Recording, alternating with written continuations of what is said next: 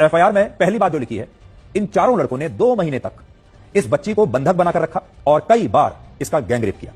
दूसरा, इस बच्ची के हाथ पर ओम शब्द लिखा हुआ था। ओम शब्द गुदा हुआ था क्योंकि यह बच्ची हिंदू धर्म को मानने वाली थी, इसीलिए हाथ पर ओम लिखा था। और इसे सलमान नामक इस लड़के ने तेजाब डालकर इस ओम को मिटा दिया। सोचिए, उसे ओम से इतनी नफरत थी कि उसने इस बच्ची के हाथ पर तेजाब डालकर ओम को मिटा दिया। तीसरा, ये चारों लड़के इस बच्ची को गाय का मांस खाने के लिए मजबूर करते थे और उसके साथ मारपीट की जाती थी, उसे जबरदस्ती गाय का मांस खिलाया जाता था।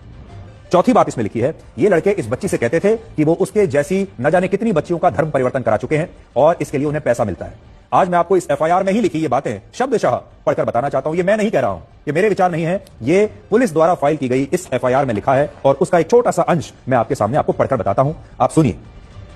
वो लड़की कह रही है, उसने पुलिस को बयान दिया, जब मुझे होश आता था तो मैं खाना मांगती थी, तब मुझे गाय का मीट खाने के लिए देते थे। मेरे मना करने पर जबरदस्ती मुझे गाय का मीट खिलाते थे और रेप करते थे। मेरे हाथ पर ओम का चिन्ह तेजाब डालकर सलमान ने मिटा दिया।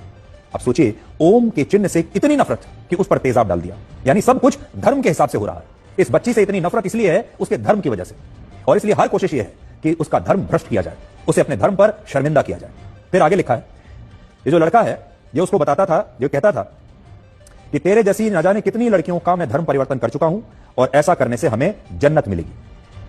अब इस घटना में 3 बातें बहुत महत्वपूर्ण हैं। पहला, ये एक दलित बच्ची का नहीं बल्कि एक हिंदू बच्ची का भी मामला है जिसमें उसके धर्म से नफरत के कारण उसके साथ इतनी क्रूरता हुई, धर्म के आधार पर यह क्रूरता हो रही है।